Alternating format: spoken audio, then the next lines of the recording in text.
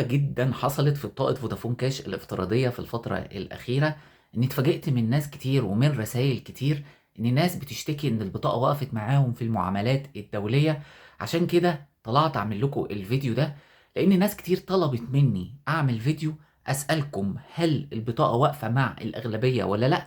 عشان لو واقفة مع الأغلبية نبتدي نشوف حلول بديلة، وابتدي أعمل لكم فيديو عن بطاقات افتراضية تانية زي ما عملت على الأهلي فون كاش.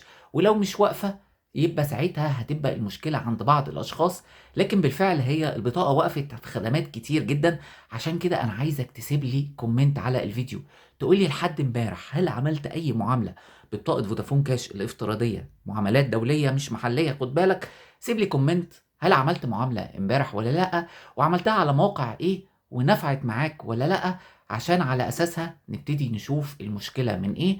لكن متوقع جدًا إن ده ممكن يحصل الفترة الجاية بسبب عدم استقرار سعر صرف الجنيه قدام الدولار، عشان يعني موضوع التسعير بالضبط مش بيبقى مضبوط، عشان كده بعض الخدمات بتُقف، بعض الفيز الأونلاين بتُقف، بعض القيود أو المعاملات بتقل الحدود بتاعتها الشهرية. كل ده طبعًا أنتم شايفينه ومتوقع جدًا. عشان كده عايزكم تشاركوني بآرائكم على الفيديو ده، لإن رأيكم مهم جدًا وهنفيد بعض وهنستفيد من بعض. لو في أي حد عنده أي سؤال يتفضل يكتبه في الكومنتات، مستني تعليقاتكم. ربنا يوفقكم جميعًا. شكرًا جدًا يا جماعة لحسن استماعكم، والسلام عليكم ورحمة الله وبركاته.